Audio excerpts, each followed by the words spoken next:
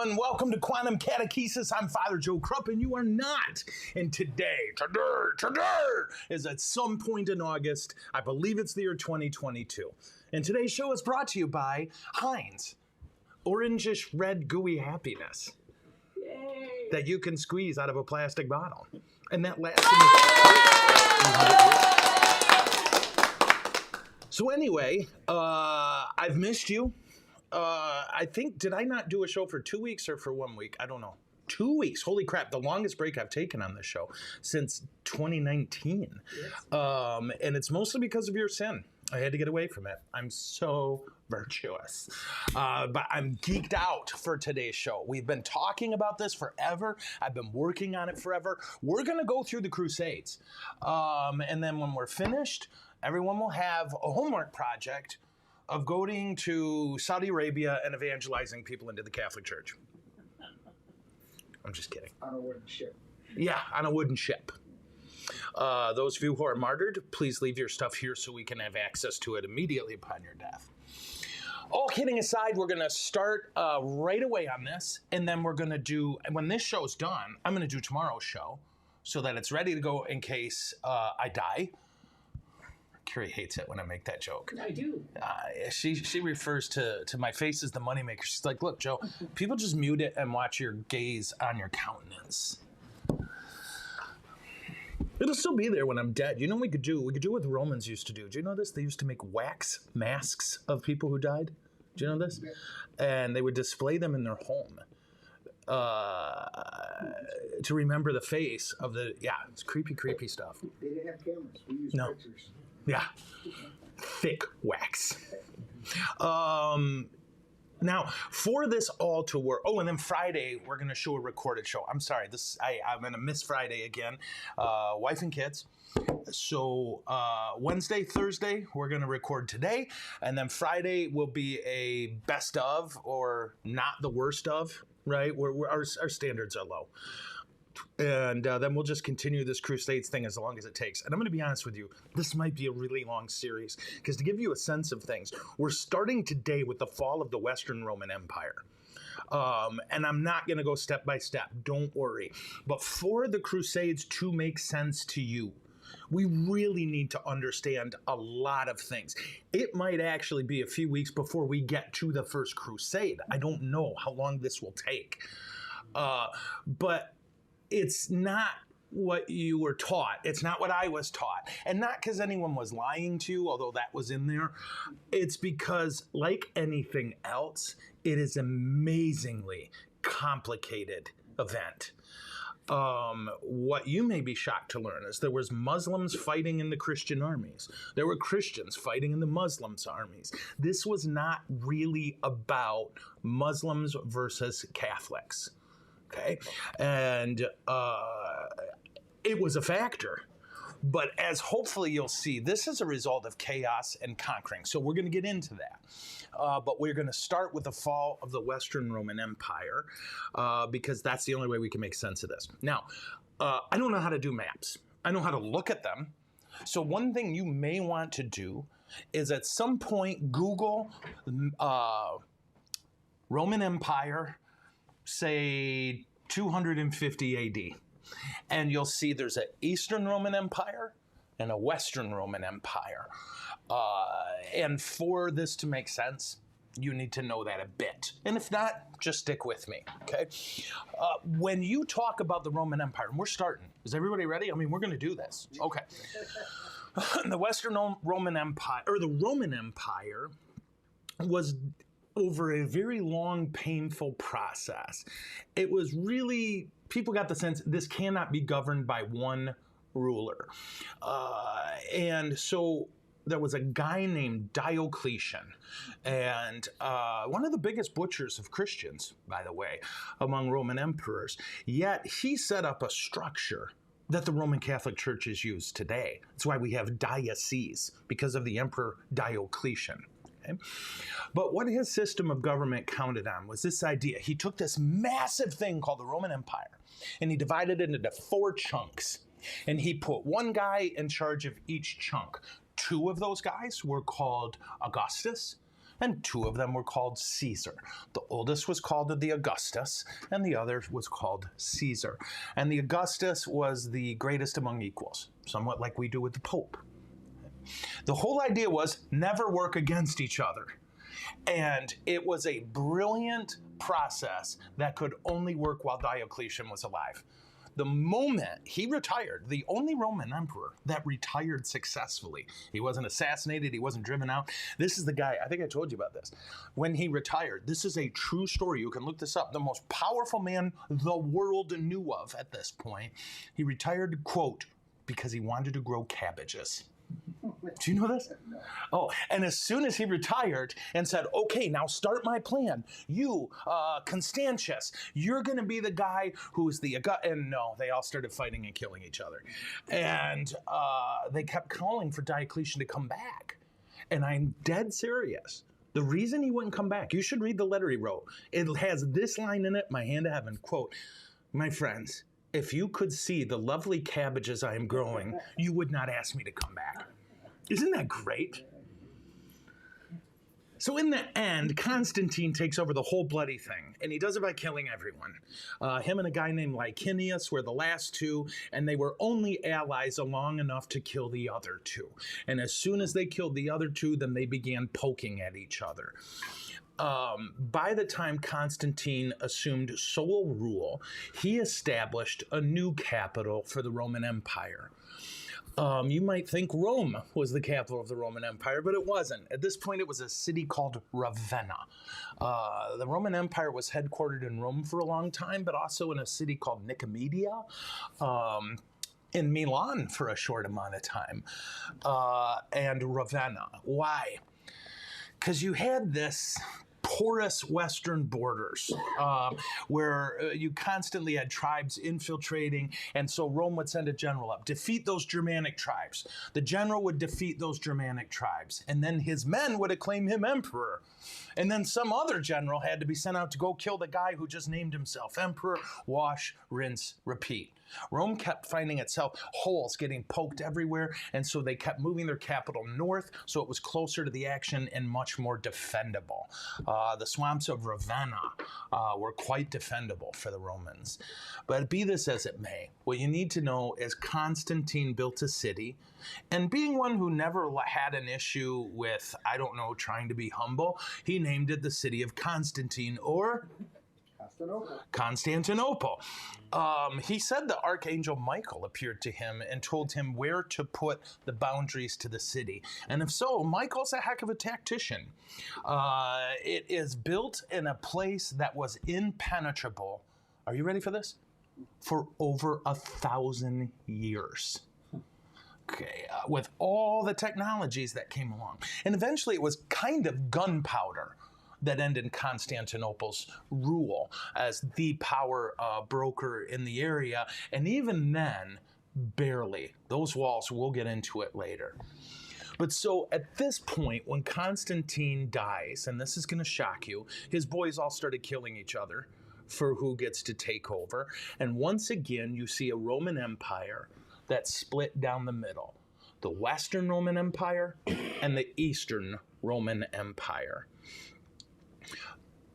The Western Roman Empire falls, and that's important for you to know. And the Eastern Empire does not fall. It stands for another 1,000 years.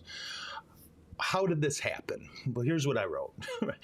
At this point, the Eastern Roman Empire, they simply call themselves Romans. We call them Byzantine. And why? For a lot of reasons, I just need you to trust me. You're going to hear me use the phrase the Byzantines or the Eastern Romans. And both of those are the same thing. That's the eastern half of the Roman Empire headquartered in Constantinople. A huge chunk of area that was very prosperous, and the Byzantines had it in pretty good working order. These were not Latin-speaking Romans. These were Greek-speaking Romans.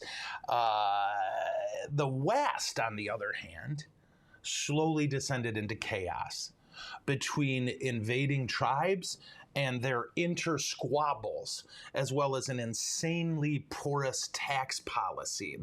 Mike Duncan always says it this way: there are 1,000 reasons the Roman Empire fell.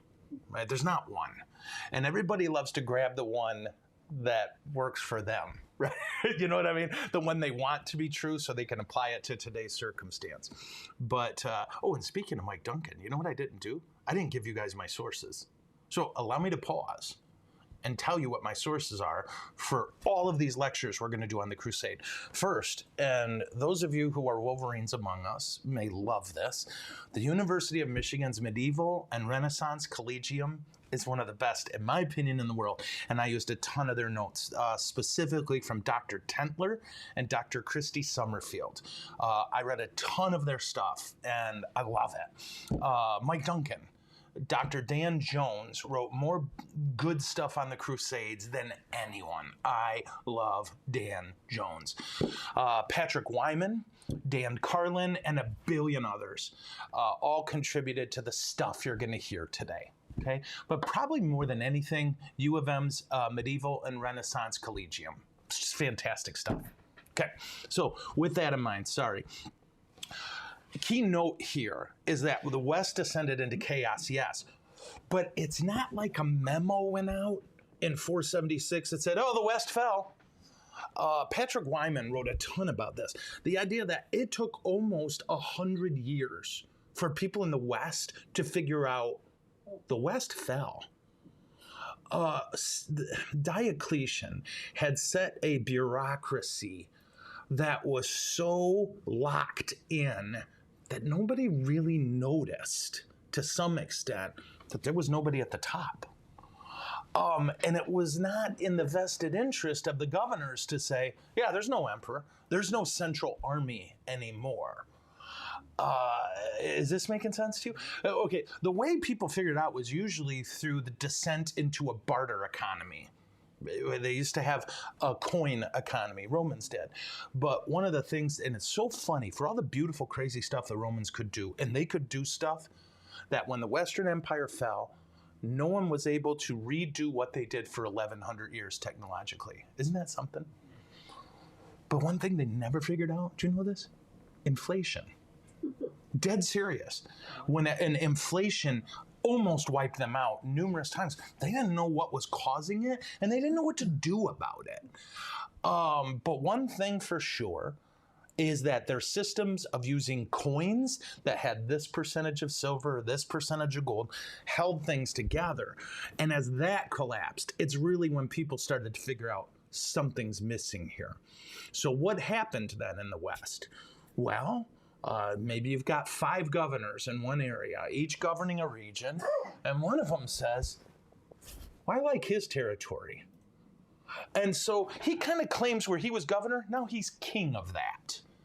They would call themselves dukes, D-U-X, which we turned into dukes.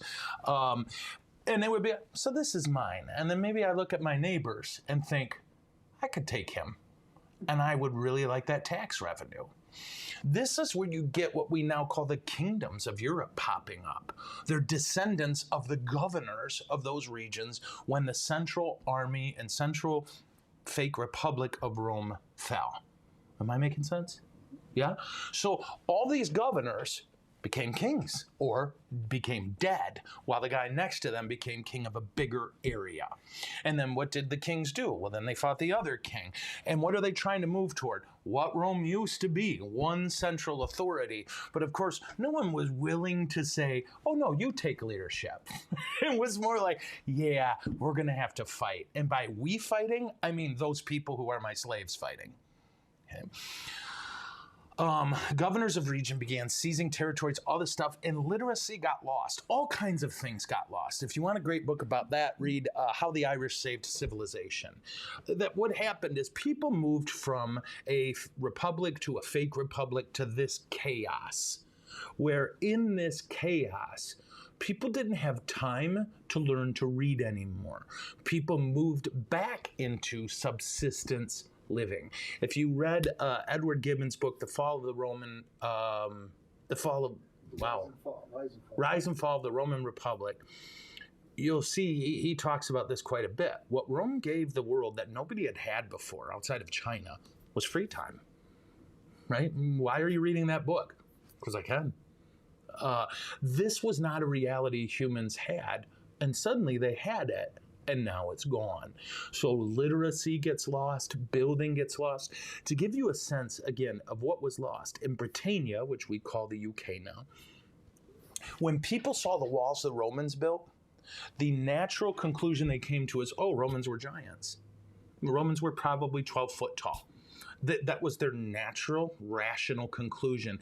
They didn't realize what cranes were. All these things the Romans built, water wheels, they thought were magic. All this technology that the Romans had got lost as governor after governor became king. And after those kings killed that king, and then all these people became peasants, not citizens anymore. How we doing? So Western Rome is in chaos and darkness and violence. There were good things going on. In fact, most historians now reject the label the Dark Ages, mostly because of what was happening in the East. The East was thriving. Why did the East thrive? Well, there's a lot of reasons. They had good leaders. And they had a rational taxation policy, which again, Rome didn't. By the time, don't even get into that. Okay, so the answer is crazy complex, and there's lots of factors to it. I'm only going to focus on the ones that I see as directly leading to some of the issues we're going to run into in the Crusades. I think that's fair. Okay, so a couple things that factored in. One, the bureaucracy of the East stood strong. And why did it stood strong? Its leaders were strong. Why were its leaders strong? Generals weren't killing each other to take over. Okay. Remember how I said that in the West, this pattern that happens over and over. Barbarians invade. Send that general over to get rid of the barbarians. That's what they always did. But now when the general did it, his men said, well, you're emperor. And so then the emperor would send the army from the other side of the empire, go whoop his butt. Right? I don't need competition. So that army goes over here. Well, the barbarians that are in the army, the area that army just left, they're like, oh, look, open border. And they come in. So then you send another army. Oh, we kicked their butts. We won. Great. That general is our emperor. Wash, rinse, repeat. Right? Over and over. East never had that. The leadership was basically strong. The tax system made sense. And on an extremely important note, Constantine's city, Constantinople, was basically impenetrable. A guy named Theodosius built the walls that are thus called the Theodosian walls. Right? Crazy original. Let me give you a sense of these walls, okay? And now remember, you're talking about 200 AD, okay? Here's what they built. A double circuit of walls, each one more than 12 miles long around the city. 12 miles of wall, and then a gap, and then 12 miles more of wall, okay? So the first thing, let's say you decide, hey, let's go after Constantinople. Let's get an army together. Let's get after it. So you go charge it. What's the first thing you see? A moat 60 feet wide and 30 feet deep. Now, don't think European moat with water in it. They never wasted water that way. You don't want water in there.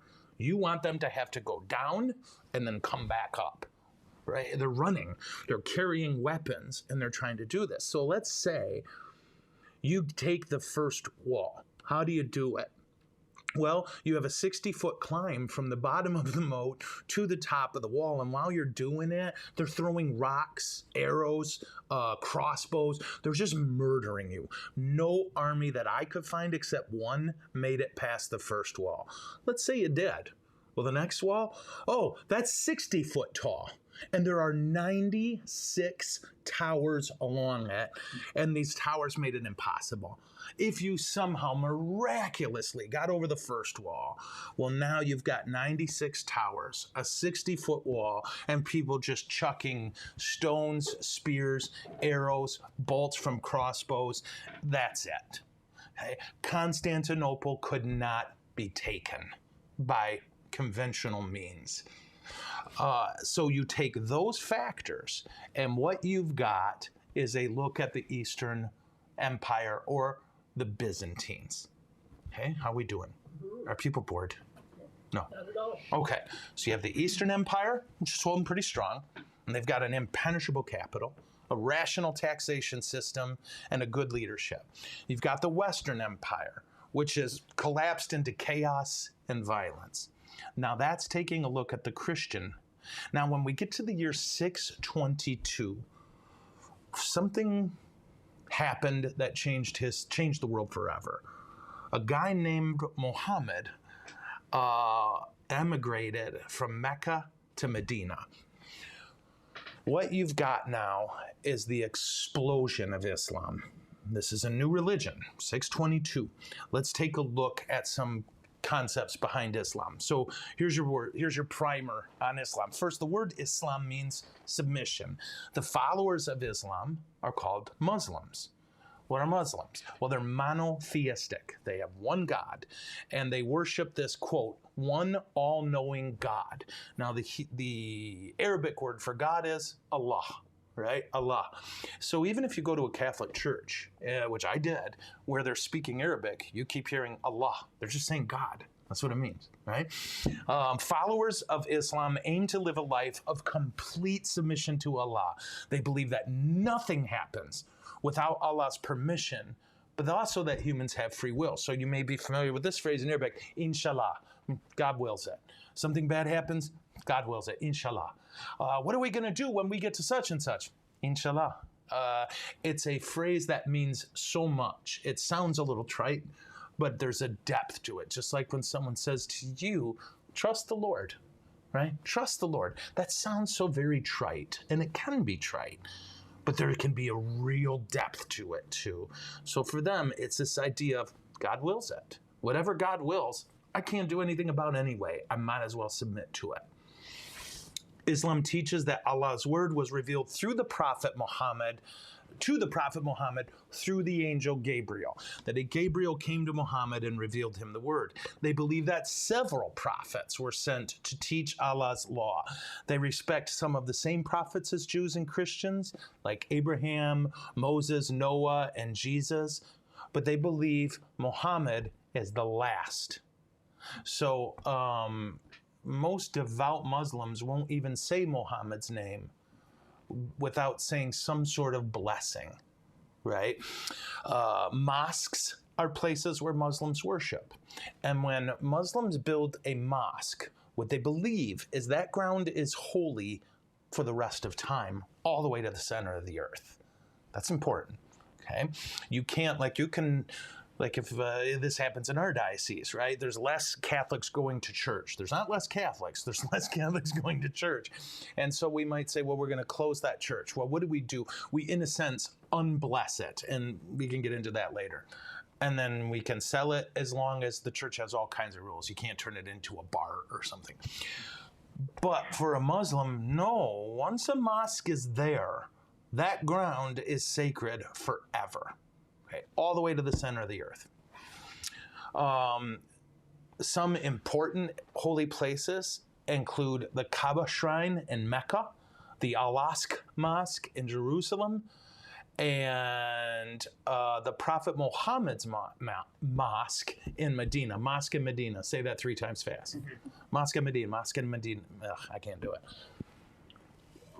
The Quran is the major holy text book of Islam. The Hadith is another important book, but Quran is, the thing. The Muslims also have some material from our Bible, if I may put it that way. Followers of Allah worship by praying and reciting the Quran, and they believe that there will be a day of judgment and a life after death, just like us. The central idea in Islam is jihad, which means struggle. Okay. The term can mean a few things, but it's supposed to refer to this internal battle that every Muslim must make to submit to the Lord. It can also obviously refer to a military war. There are 5 pillars of Islam, okay? And these are essential to their faith. How are we doing? Are people happy? Yeah? The first pillar, to declare one's faith in God and their belief in Muhammad. There is there. How does it go? There is only one. Just say, there's only one God, and Muhammad is the last great prophet. I think that's it. There is only one God, and Muhammad is his last great prophet. Then there's praying 5 times a day: dawn, noon, afternoon, sunset, and evening. Then there is giving to people in need. That's number 3. Number 4 is fasting during Ramadan, no liquid, no anything, sun up to sundown during Ramadan. And then there's the Hajj, the pilgrimage to Mecca, at least once during your lifetime, if you're able. If you can't, you can't. Okay. So that's a snapshot of Islam. What we don't really have, I don't know, is a sense of or an equivalent to the power and the impact of Islam and how it exploded out of North Africa. Unified Islam was unstoppable. And there were lots of reasons for it. If you look at North Africa, so if you go back to St. Augustine in the 4th century. I always do that. I say 3rd century because it was the 300s. It's the 4th century. Thank you, Jesse. What you see is there were what we called 7 great heresies. And we don't mean great like, woohoo. We mean big. And Augustine, who was African, combated these 7 errors. And for the most part, succeeded in winning people back. And I want to be careful how I say this, but Islam in many ways is a culmination of those 7 heresies.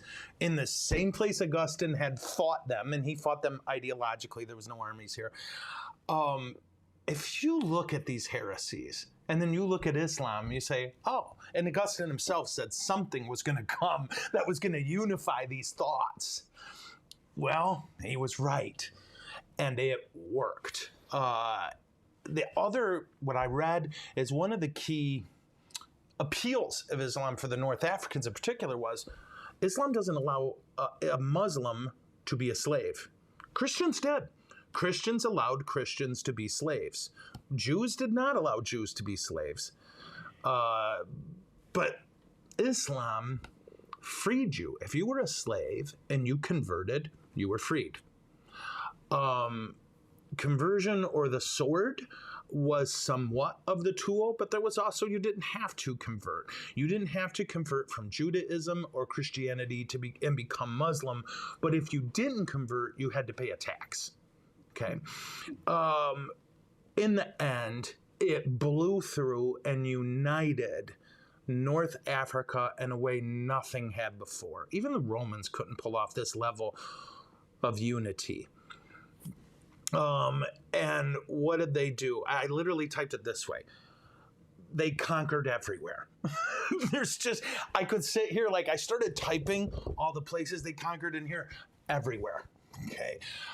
No army could go toe to toe with them. And some of the conquering was simply mass conversions. There was no army involved. And this was the power of Muhammad. Right? His personal charisma, his intelligence, his leadership, it held them together. However, as soon as he died, Islam split. Okay. Now, before we get into that, let's jump back to the Christian world. What was happening in the West? Not much. They were all killing each other. What was happening in the East as these Muslim armies started knocking on the door? Well, the Emperor Heraclius made a buffer zone, a kind of no man's land, right in the heart of Asia Minor. And so if you look at Anatolia, the Byzantine forces came up with this kind of guerrilla warfare system, which was something they weren't used to. You remember, they were the guys who just put out the big army and went toe to toe. This guy realized, that ain't going to happen. So what you do is what they called, quote, shadow warfare. You avoid a battle. You avoid a big battle, and instead you attack with raiding parties. You attack when they conquer a city. You wait till they're coming back with a ton of treasure, and then you attack them when they're tired and they've got a ton of stuff. This was the response in the East, and it kind of worked. the Muslim armies swept over to the Western Empire. Now, once Muhammad died, you have a big problem. Most of his followers thought that other elite members, like the top of the food chain within Islam, should choose a successor. But there was a smaller group that believed only someone from Muhammad's family, and in this case it was his son-in-law Ali, should succeed him. So this group became known as followers of Ali, in Arabic, Shia. Right? So that's where you get Shiite or Shiite Muslims. And then eventually, there was also a majority called Sunnis, named for Sunnah, the word for tradition. They won out. The Sunnis won, and they chose Muhammad's close friend Abu Bakr to become the first Khalif, or leader of the Islamic community. Now, Ali eventually became the fourth Khalif, or Imam is what Shiites call them, but only after the two that preceded him got assassinated. So Ali himself was then killed as this fight between the Sunni and the Shia continued. This was in 661. So why are they all killing each other to get to who's in charge? Well, Muhammad's religious and political legacy, right? A huge amount of money in the form of the taxes and tributes. And that amount of money and power was only going to get bigger. So, of course, they're fighting for it. Now, within a century after Muhammad's death, his followers had an empire that stretched, get this, from Central Asia to Spain. Okay, only the Mongols pulled off a bigger stretch. So what about today? Just as a heads up, there's 85% of the world's 1.6 billion Muslims are Sunni, 15% are Shia. The Shia represent the majority of the population in Iran, Iraq, Bahrain, and Azerbaijan. And also, there were a ton of them in Lebanon. Sunnis are the majority in more than 40 other countries. Okay. So if you meet a Muslim, pretty good chance that he's Sunni, not Shia. Okay. So while they were disputing this, in the East, they came up with a pretty good strategy to keep things at bay. In the West, they did not, and they started hemorrhaging territories to this Muslim onslaught. How are we doing so far? Yes. Yeah? Okay. So now, when you go 661 to 750 AD, that's where we are right now, the Christians lost Palestine, North Africa, Syria, and a vast majority of Spain to Muslim conversions / invasions. Okay. And you don't want to separate those two. Okay. Because if they were conquering you and you became Muslim, they quit conquering you. I forgot this. In 638, Jerusalem fell to the Muslims. Okay. So Jerusalem was Christian and Jews until 638 AD. And then the Muslims took it. That's important. I probably should have said that. So 638, a guy named Caliph Umar takes Jerusalem. 661 to 750, the West Roman Empire is just falling to Muslim armies, left and right, left and right. The invasion of Spain started in the year 711, and by 731, almost the entirety of Spain was conquered by the Moors. It was again in 750 now we're back to 750, where Muslim unity began to unravel in very practical ways. What you start to find is by the 800s, all these different areas in the Western Roman Empire are ruled by different caliphs who might not like each other. Okay. So it's no longer just this hive mind that has taken the Western Roman Empire. A hive mind kind of took it, and I say hive mind, of course, in a non-pejorative way, right? This unified force under one leader. It took a lot of the Western Roman Empire, but by 750, by 800, it was all a divided Muslim world. And you start to get this thing of this Muslim Caliph attacking this Muslim Caliph, and the Christians would side with one. Which one? Whichever one was going to be good to Christians, or whichever one was in their best financial interests. In 800, you had all these areas divvied up, and you had Muslims had invaded and conquered Sicily. Okay? And this was pretty much how things stayed for a while. Okay? We're doing pretty good here, aren't we? We're moving right along. I thought this would take a lot longer. So this unified force explodes out of North Africa, conquers a ton of area. The East fights back with guerrilla warfare and can hold it at bay. The West, no. It's so fractured that they're just gobbled right up. But once Muhammad dies and the Muslims start to fracture, then it doesn't become one Muslim kingdom, it becomes 30 small Muslim kingdoms ruled by caliphs. Okay? This takes us all the way up to 969.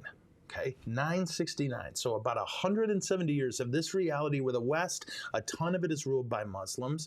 The ones that are ruled by Christians are deep enough into Europe where, they're fine. But the emperor of Byzantine, the Byzantine Empire, started to grab land back in 969. And this is huge. He took Tarsus and Antioch and Syria from the Muslims.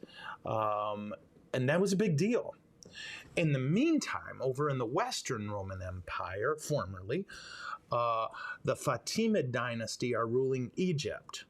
They tried to take Syria and Palestine from other Muslims, but they couldn't do it because there was the Byzantines coming from the other directions. So the Byzantines have regained control of Tarsus, Antioch, and Syria, while the Muslim armies there are fighting each other. And this was part of the genius of the Byzantine Empire. What you're going to see is ruler after ruler of the Byzantines. If they're good at this, the East thrives. If they're bad at it, they suffer. What being good or bad at what? At playing the game. Right? Figuring out which caliph is more powerful or who would win a fight and then siding with them. And not only siding with them, but saying, yeah, we'll be loyal to you. We're on your side. They played that game really well for the most part.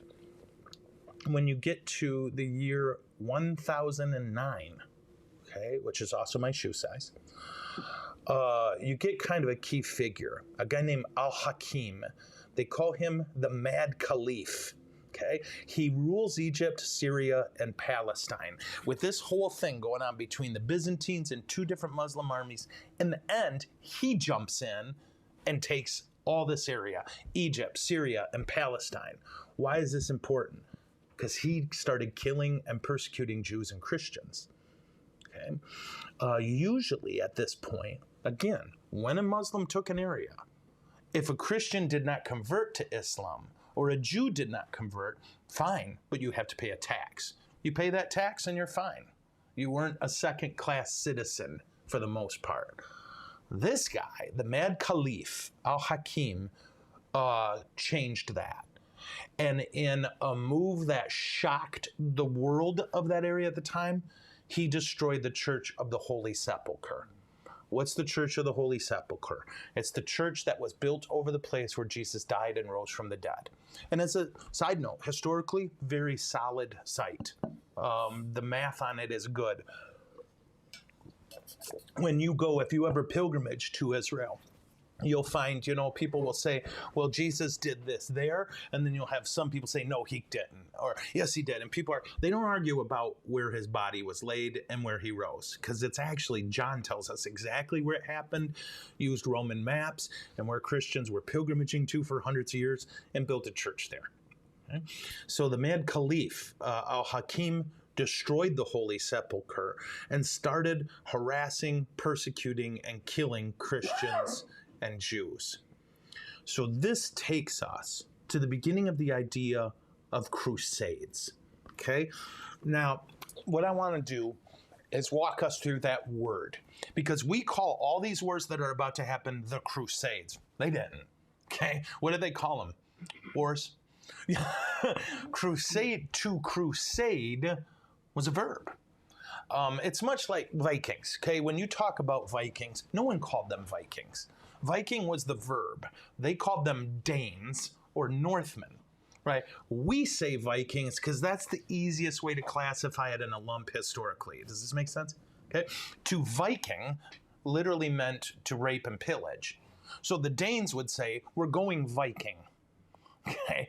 And I don't know, somehow we just kind of took that word and made it a general name for all of these Northmen. Okay, you with me? Okay, think of the word crusades that way. The word crusading existed before this time. And what it referred to was, here I typed it, sorry. To crusade was to reclaim something, somewhere, or someone for righteousness and truth. Christians crusaded within the Christian empire. For example, there was a group called Albigensians, and it was a Christian heresy that popped up and really thrived in France. And it's not Christian. And the Pope explained in great detail that it's not Christian. And then they sent people in to convert folks. No, you can't be an Albigensian and be a Christian. And in the end, when that didn't work, the Pope sent an army to kill everyone. That's crusading, right? But it was also crusading when he sent priests and monks to go preach and try to win them back. Is this making sense? Yeah, we doing good? In fact, you may be familiar with the historical phrase, kill them all, let God sort them out, right? That's from a pope. Did you know this? About the Albigensians, one of the generals asked the Pope, when we get to the city, how do we know who to kill? How do we know who's Albigensian and who's faithful? And the Pope literally said, kill them all. God will do the sorting. It's like, wow, thank you, Holy Father. It's a little different than they do the papacy now. Yeah. So when we talk about crusading, that's the term we use for what they did. And they might have said, we're going crusading, but they didn't say we're doing the Crusades. It's what we call them. And it was the idea, remember the Mad Khalif? We've got to go make that area safe for Christians again. And not only that, but Jerusalem was Christian, and it was taken by force. So we need to get it back. But as you'll see, that's not what the First Crusade was about at all. So, we doing good? Yes. All right. Now, remember how we talked about Vikings just a moment ago? That's pretty important for this next section, because Viking invasions were defining of this period in time, and we got to talk about it a little. I know this doesn't seem like we're getting to the Crusades, but I promise we are. Are people happy? Yes. Okay. Why are the Vikings so important? Because Europe, Northern Europe, had never seen anything like this. Europe wasn't weak. These people, if you were alive, you were hard. You were tough. This is one of the most brutal periods in human history to ever live in. Again, what's his butt? Edward Gibbons wrote that if you were to be a human in any time in history, if you could pick any time, he said, pick 2nd century Rome. It was probably the most civilized and wonderful time to be alive. If you're going to pick the worst, this is the time. And what was it? Well, Vikings were people who lived in the north, right? They called them Northmen or Danes. They were physically much bigger than non-Germanic tribesmen in Europe. But even more than that, their warfare skill was off the charts. Europe had never seen anything like this. And why were they invading? 2 reasons. 2, rape and pillage, right? Just to go get stuff. They were subsistence livers. They lived day to day. Where they lived, it was a tough place to farm. They were good farmers. And what did they want? Farmland. So you may remember, well, I don't know if you do, they invaded what we call England over and over and over, and no one could stop them. And one of the keys was when a king figured out they just want farmland, and he gave them a ton, and they stopped invading. Right? It's right, Northumbria and all those areas. And I'm hyper simplifying, but that's quite literally what happened in many cases. People would figure out They just want farmland. All right, here you go. And it worked. Well, we're going to now talk about these guys called Normans. So you've heard of Normandy in France.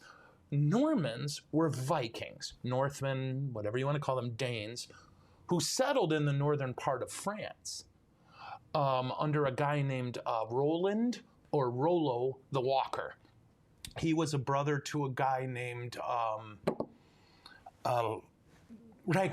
Ragnar Lothbrok, okay, was the first Viking to really get after and become known for getting after attacking what we call England and Britannia and all that. Well, his brother was a dude named Roland or Rollo. He was so big, they had trouble finding him a horse, so they called him Rollo the Walker, okay? When they started knocking on the door of Paris, and when I say knocking on the door, I mean with like fire and battering rams, in the end, the peace agreement was, well, he's going to marry the daughter of the King of France, and they're going to give him a huge chunk of land that they can farm. And that's exactly what they did. And they became a thriving, powerful community in Europe, the Normans. That's what we call them. And if you look at Queen, what's her name? The Queen of England, Elizabeth, she's a direct descendant of Roland, right? So anyway, these Normans, you got to keep your eye on them, okay? Because they're kind of European, right? Like the Brits and the French and the what do you call those cats? The Germans and the Franks. But they're a little wild. And this whole Christianity thing is new. And maybe they really bought it, maybe they didn't. Like Rollo became Christian-ish, so he could marry this gal. Whether he ever abandoned his pagan roots, be real interesting to find out, wouldn't it? And that was with a lot of the Vikings. And as the Vikings realized, the Normans, how vastly superior they were in war, they decided that chunk of France might not be enough. The Normans spread out and started raiding, conquering, and colonizing all over. Italy, Sicily, England, Wales, Scotland, Ireland. Everywhere you went was this core group of Vikings who just kept having as many kids as they could, training them in the ways of the Danes, and then just sending them out. And now, if you're in the West, you not only have all these governors fighting and killing each other, now you got this group with no allegiance to anyone except each other, going around and conquering areas and getting tax revenue from them. The Normans. Okay, so keep these Normans in mind, because holy crap. Okay. So we're in 1016. Pisa and Genoa retake Sardinia from the Muslims, and they established a trading colony in North America. So these two, what you and I would say, Italian city-states, took Sardinia back from, they teamed up, took Sardinia back from the Muslims and made a trading colony to North Africa. Why is that important? A few reasons. Now you've got this phenomena that has existed and will exist forever. And it's the background music to every crusade thing you run into. As the Muslims met the Christians, as the North Africans encountered Europe, encountered Western and Eastern Roman Empire, all of a sudden everyone's going, we're making a lot of money. And nothing ends a war quicker than people realizing if we're not killing each other, we're making money instead of spending money. And you're going to find, this is where you get some of these strange bedfellows within all the crusade wars we're going to talk about, where you're going to be like, wait, that Muslim marched with the Christian armies? Yeah, he was making a ton of money trading. Why would he lose these guys? Wait, those Christians were marching with the Muslim army? Mm-hmm. They were making a ton of money, right? This is so much of that. A gateway is opening between the East, the West, the North, and the South. Think of how many are all converging in what we call Western Europe. Well, what we call Eastern. Anyway, don't get started. So in the meantime, so you've got these forces at play. You've got the Muslims losing, Sardinia, but then not trying to retake it right away because they're like, we're making a lot of money from the Italian merchants who are funneling money from what you and I now call Asia. right? They had a gateway to China. So all this money is starting to come through and pour through Italy and into North Africa and into the West. And the only thing that stops it is when there's a big old war. Okay? But then you've also got these other group guys like Al-Hakim, and I would name for you the Christian leaders like this, but they were all Norman. How's that? Right? Who, nope, if there's a Muslim, I'll kill him. Why? Well, he's not Christian. And they might not be Christian themselves, but they know the game. Yeah? So this Mad Khalif, remember him? Who started all kinds of troubles? Well, in 1021, he disappeared. Okay? No one really knows what happened. They do what I read as, quote, in the final years of his reign, Hakim displayed a growing inclination toward asceticism and withdrew regularly to meditate. Okay, so what do we mean asceticism? The hard life, right? Like our Cistercian monks live. Penance, fasting, those kind of things. So somewhere around February 12th or 13th of 1021, when he was 35 years old, he was only 35, he left for one of his night journeys outside of Cairo and never came home. They sent out search parties. All they found was, quote, his donkey and blood-stained garments. So he's fine. To this day, no one knows what the heck happened to him. But that was a big deal. He was one of these Muslims who, at that time, this was new, were killing Christians and Jews who refused to convert, and was what Christians would say, desecrating our holy places. People weren't doing that. He was. Okay. How are we doing? Yeah? Oh, how was time? We're good. Or do we have questions? One, but somebody said, Ragnar. Somebody else said, made me think of Thor. Ragnar? Yeah, Ragnar was really something. We don't know a ton, but almost every piece of history ties into his boys, right, to some extent. He had a boy named Bjorn Ironside. He had a boy named Ivar the Boneless. He had, and every one of them conquered wherever they went, right? If you ever get a chance to look up Ragnar Lothbrok, it is worth your time. He's one of those guys. It's like if you say, for example, who was it who said this? Supernova in the East, Dan Carlin. He said, if you say who is the most important figure of the last 500 years of civilization, he says it's Archduke Ferdinand, right? Who was it? His assassination sparked World War I. He says, you sparked World War I, that means you sparked World War II.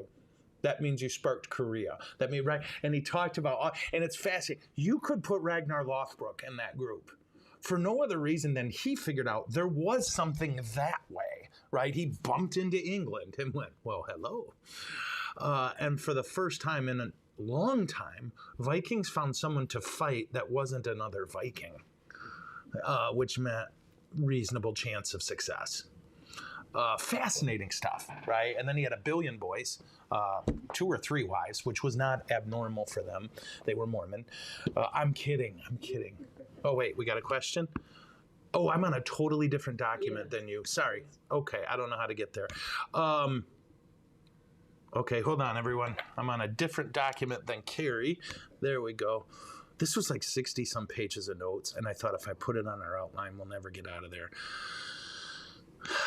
So the people who became Muslim had no faith other than heathen, for lack of a better term, or the supernatural. Were they not Christian before conversion? Oh, no. They killed. No, for Islam, if you encounter a pagan, you kill them. If they don't convert, you behead them. Okay, they had no tolerance for pagans. If you were a Christian or a Jew, you were declared a person of the book. Okay, I believe I'm using the right phrase. And you could convert or pay a tax. Those were your 2 choices. They would execute you. That happened a few times, more than a few times. But the general policy when Muhammad was in charge was you give them a chance to convert or to pay a tax. Yeah, she meant pagan, not heathen. Okay, yeah. So yes, there were still pagans, but the pagans were truly killed, horribly killed. Yeah, that's how it goes. Those wacky pagans. Well, they spent plenty of time killing Christians and Jews, so it's okay. So I think this might be a good time to stop, just because the Mad Khalif is dead. I think I've given you a sense of things, and I hope you're not frustrated with how long it's taking me to get to the actual Crusades. I feel this is information you need. I really do. So in the end, what I hope you take away from today is A, I am a pretty, pretty man. What? Chuck's laughing. Does anyone know why Chuck's laughing? Did someone tell a joke over there? No. Is that we start with the Roman Empire. We find the Roman Empire split in two into the East and West. We call the East or Byzantines. The West descends into chaos. A unified Islam sweeps into the West and conquers a lot. And a unified Islam has a little more trouble when they bump into the Eastern Empire, which itself is in unity, and figured out we can't go head to head with them. So they used a kind of guerrilla warfare. And eventually, things start to settle down into this idea. People start to get the idea, there's a lot of money to be made if we're not killing each other, right? The opening of doors to these different cultures brings all kinds of interesting things. But then you also have leaders like the Mad Khalif, who al-Hakim, who's like, no, Muslim or dead, which starts to tick the Christian community off. And then you have the Muslims take control of Jerusalem, which at that point was a Christian city with Jews and Christians living in it side by side, and was a place Christians could go freely. Now you start running into this concept where, well, I want to go to Jerusalem, but is the Caliph hate Christians, love Christians, or is he neutral? This becomes a factor. You also have a factor that gets in of these crazy Vikings. We're going to call them Normans because that's what people call them. This is specifically the Vikings who settled in France. That's why we call it Normandy, right? Or Normandy is why we call them Normans. I can't remember which. Yeah, everybody's dead. Who then just start going around and they'll conquer Christian cities, they'll conquer Muslim cities, they'll conquer their brothers' cities. They're just going to conquer. And the whole idea is when you conquer an area, you get the tax base, you get the riches, and you might get a doorway to Asia. What we call Asia. They did not call it that. We call Asia back then the Byzantine Empire, big chunks of it. We say, oh, that's Asia, which is funny, isn't it? But again, for them, Rome was the center of their earth. Oh, another question? Hold on. Could you post your bibliography for those of us who'd like to read more? Absolutely. That'd be easy peasy. One thing I'll tell you, if you pick one book to read anything about the Crusades by Dan Jones. Right? Its name's spelled just like it sounds. I can't tell you how helpful I found his books. The Verge by Patrick Wyman contains a lot of information. It's hard to explain. He spreads it out. That's a really good book. Come Holy Spirit. Well, I got them written down, and so I'll just at some point post them. Thanks for bringing that up. Also, if you'd rather listen than read, if you go to, yeah, it's gone. I'm sorry. It'll come to me, but sure. Okay, so maybe we'll, oh, it's 1 o'clock. Yeah, we will stop. Holy cow. I covered a lot more than I thought I would, so I'm grateful for that, and I hope you found this helpful. If you didn't, let me know what you need more help with. It may help you to Google a map of Roman Empire, say 250 AD, and then look at Constantinople, which is now called Istanbul, right? And just draw a line like this. And everything to that side is the east, and everything to that side is the west. Okay, and we'll get into it. But you'll see a pattern emerge where wherever there's chaos, the invaders win, right? When there's chaos in the West, the Muslims win. When there's order in the West, the invaders lose. When the Muslims are in unity and the Christians try to take stuff back, it don't work. When they're not in unity and the Christians try to take it back, it works. This is how it goes over and over. And again, the thing that's going to end all this, trade. The realization of we can make a crap load of money if we quit killing each other. Yeah. So I'm excited about this. I hope you're enjoying it. If you're not, it's Carrie's fault. If you're like, wow, this is helpful, that's all me. You're welcome. We will almost right after this record tomorrow's show and play it for you. I will be in a place where I can't get a signal. I'm going to be conducting a 2-day retreat. And then I'll be back to normal schedule after that. So I think that's everything.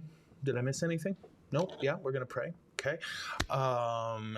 And I guess that's it. All right. In the name of the Father, and of the Son, and of the Holy Spirit. Jesus, you told us that your gift to us is peace. And we know Scripture tells us how good and pleasing it is to you when brothers and sisters live in unity. Lord, for all the ways we contribute to division, to clannishness or tribalism, we beg your forgiveness. Help us to be instruments of peace. And Lord, for any way we might look on those who don't believe as we do with contempt or arrogance, we're so sorry. Please forgive us. We can't draw people to you with our contentiousness or with our pride, but only by imitating you, who loved us while we hated you. As we look back on our past, help us not to just memorize some information, but instead try to be better humans because of what we learn. Because you made us to be human, and being human is a good thing.